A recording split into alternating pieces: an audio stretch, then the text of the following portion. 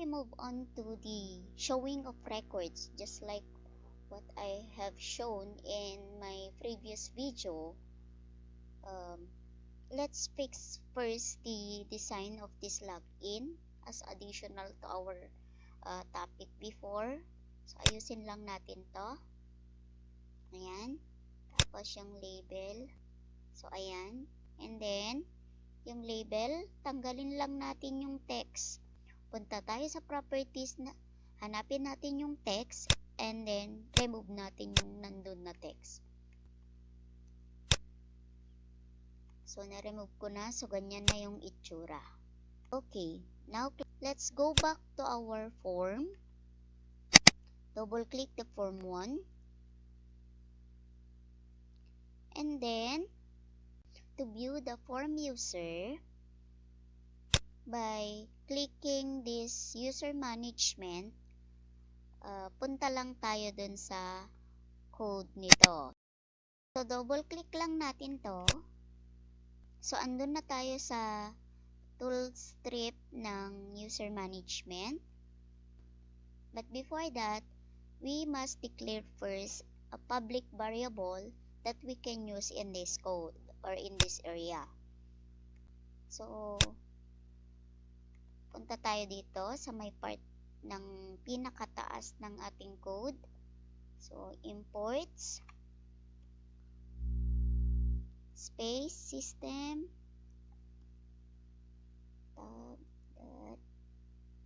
forms, windows, forms. And then, dito sa may baba ng public class, enter natin yan. And then, dito tayo magde-declare ng public variable. Or sabihin na natin global variable. Public frm as new system windows forms form na walang s. Yan. So, okay na tayo dyan. Now, let's proceed to the user management tool strip. Kunin na natin yung dineclare natin. frm is equal to ano yung ipapakita nating rl user, and then ano yung magiging text nung pag nagpakita na yung form user, ano yung gusto nating caption nya. frm.text is equal to users, o pwede ring users information, users. Then frm.mdi parent equals me. frm.show.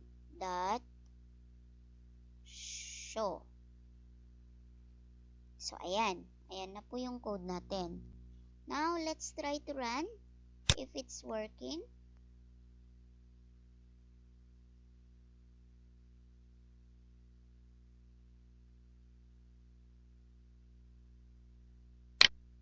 So, login tayo. Try natin yung sinet natin kanina. So, ayun, nagpakita na yung ating minodify kanina na kulay tsaka font.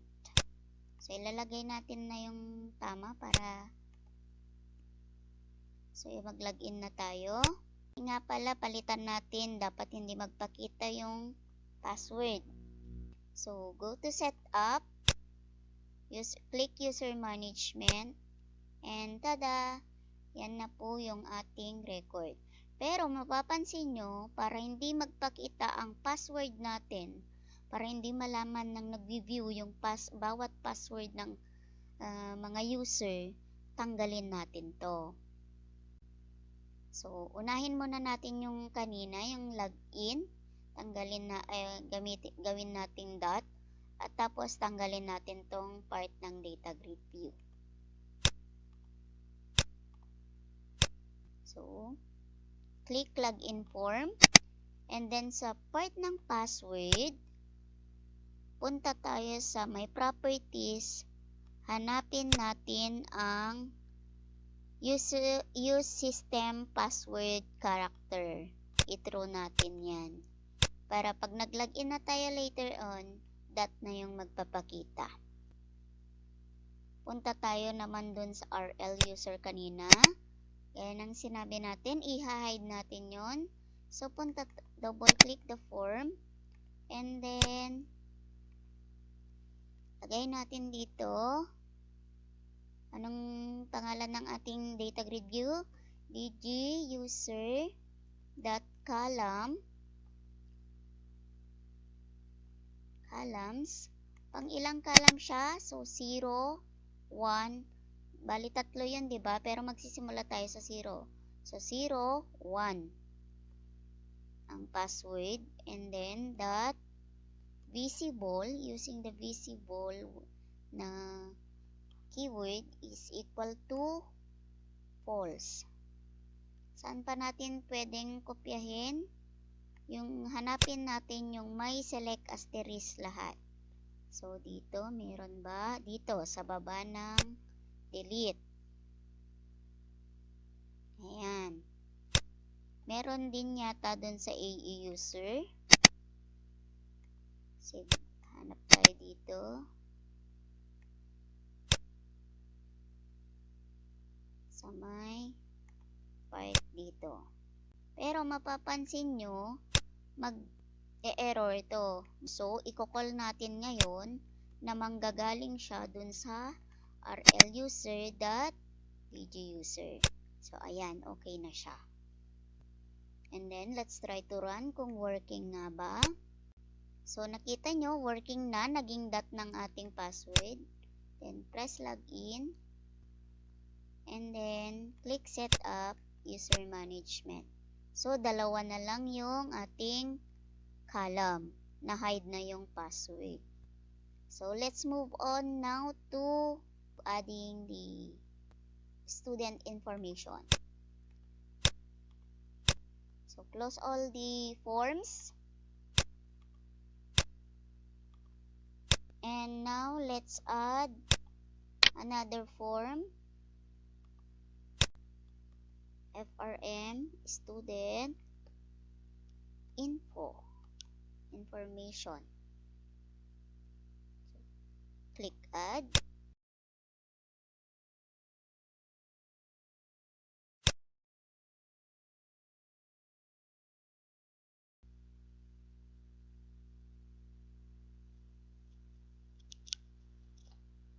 So, just like in RL user, to view record, we need data grid view and 3 buttons for add, edit, delete, and another text box for searching records.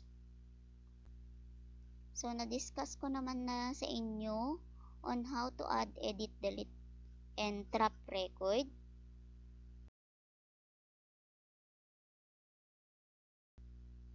Later, ituturo ko sa inyo on how to search record by last name, first name, or middle name of the students. So, mag-add tayo sa database ng table for TBL students.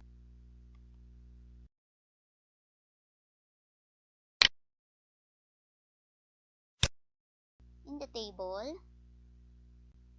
so our unique key for the student information is their student ID or ID number. So, set natin yan as primary key. And then, since we use number and character, the data type will be varchar, let's say 10. And then, we have the last name.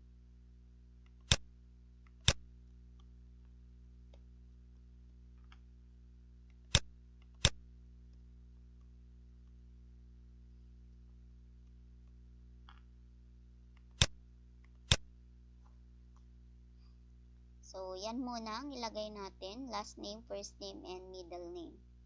Mamaya tayo magdadagdag ng additional para sa ating combo box later on.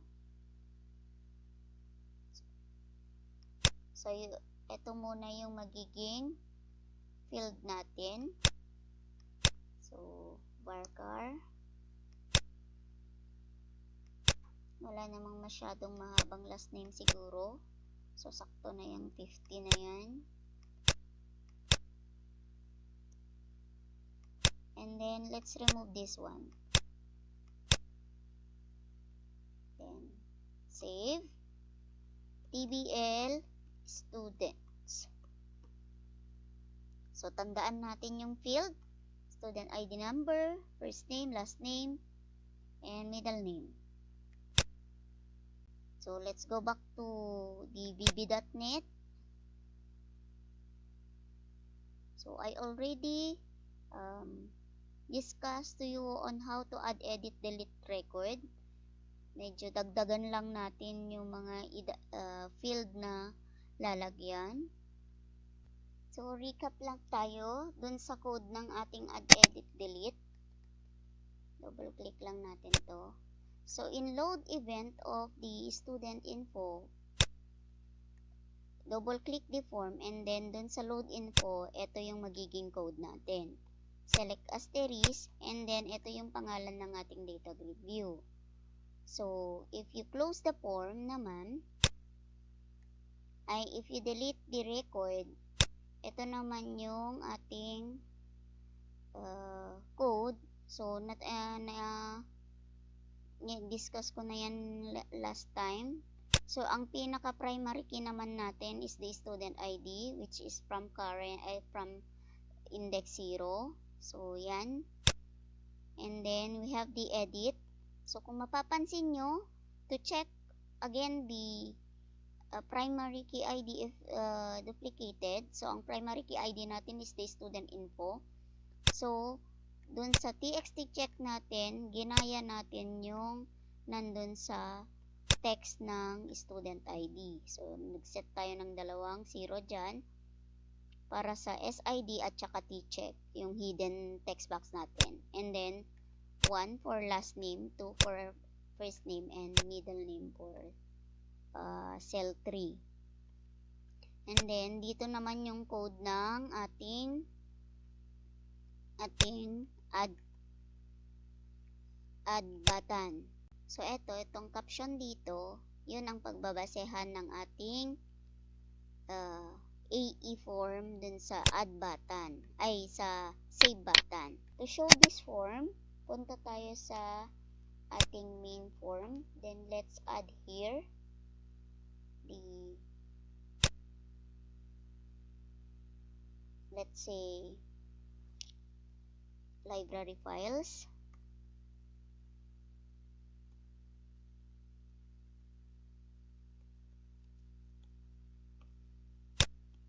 And then, in the library files, click lang natin dito sa part na to. Lagay natin student information. Enter. So, i-drag lang natin pataas para mas mauna si library files and then user management. So, pagka-click natin ng student information, automatically na ipapakita niya yung RL form ng student info. And then, copy lang natin to. And then, let's change this to student info. Kasi yun yung nandun sa data grid, yun yung meron data grid view. And then, the caption is, let's say, students information. Student information. So, okay na yan. So, if you need to add records of a student, we need an AE form like the AE user. So, go to my library system in the Solution Explorer and then click Add Windows Form. Then FRMAE is students. Okay, so in here, we design the form of AE students. So I add label for this area, and then I add also 4 text boxes for uh, student ID, last name, middle name, and first name, and 2 buttons for save and cancel. I also added in the hidden area a data grid view and another text box, and this data grid view was named to DigiCheck and TXT check for checking the student if it's duplicated. So i-hide na natin yan. Then let's go to editor area,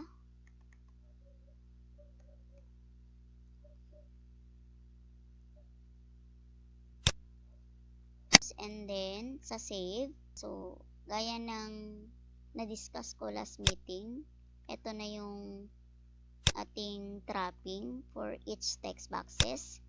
And then gaya ng sinabi ko kanina dun sa caption, so add information. So if mag-a-add yung purpose ng ating form, magse-select asterisk siya muna, i-check niya kung merong existing, sasabihin niya. Pero pag wala, mag-i-insert na siya. So kung mapapansin nyo, kinuha natin, nilagay natin yung mga text boxes dito na sinet natin. Pero dapat magkakasunod kung ano lang din yung nandun sa ating database. So since nauna ang last name, di syempre yun ang unahin nating ilagay na text box. And then sa edit information, so ito yung pang-check natin if duplicated. Kung magkaiba ba yung nandun sa kung may existing record na o may duplicate mo yung ID na. So makadepende siya dun sa student text box ng student ID at saka yung hidden text natin. Magko-compare yan. So ito yung code to compare the text box for student ID and the hidden text boxes, kung nadoble nga ba siya. This is good for edit only. And then, pag wala naman, syempre mag-a-update na siya.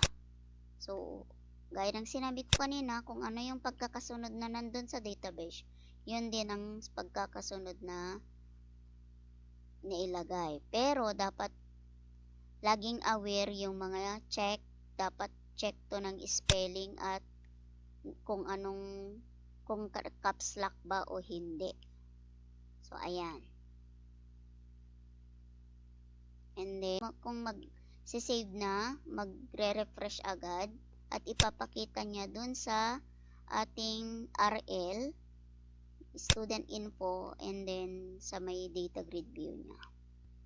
So, para hindi tayo laging login ng login, punta tayo sa my project, then let's set the main form as our startup form. So, try natin. So, click student information. So, ayan, wala pa tayong record. Let's try to add.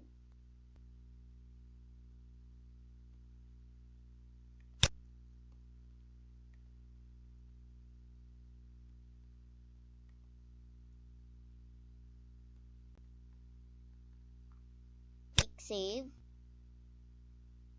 So, ayun. Nag-save na ang ating record. So, dagdagan pa natin.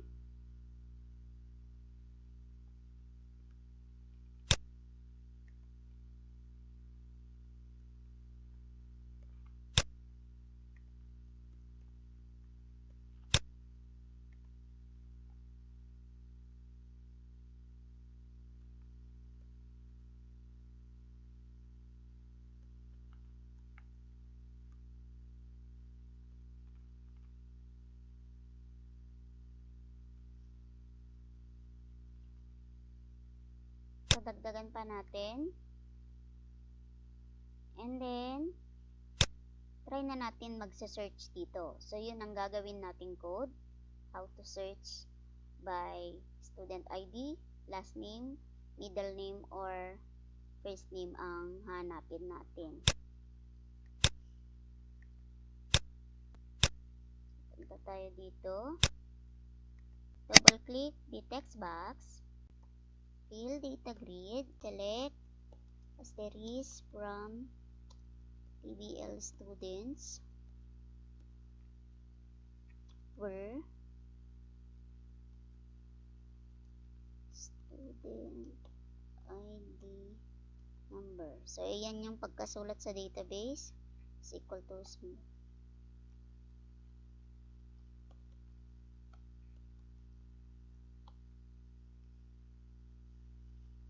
So, anong gagamitin? Ang ginamit nating text box sa pag-search, txt search .text.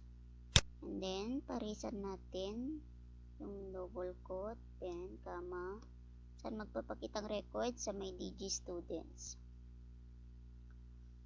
So, kapag search naman, ang natin, at nakadepende siya kung saan siya magmamatch dun sa ilalagay natin sa txt search, gagamitin natin ang wildcard. So, palitan natin to. Kapag ginamit natin ang wildcard, palitan natin to ng like. Tapos, mag-add tayo dito sa pagitan ng single quote at double quote ng %. So, ayan. Next, copy natin from this point to this point. And then, maglagay tayo para sa last name naman, or. So, andito na yung boolean natin. So, kung ano yung magtutrue, yun ang match niya. So, last name, like, txt search. So, huwag na natin palitan yan. Or, copy paste ulit. Palitan natin. Ng last name, so first name naman, or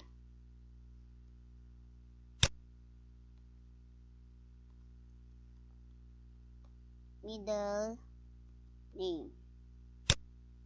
So, ayan. Nakadepende dyan kung sino yung magmamatch dun sa ating txt search. So, run natin. So, kanina, meron na tayong dalawang record, diba? So, halimbawa, kunin natin si 123A. Type natin 123A. So, nag-match.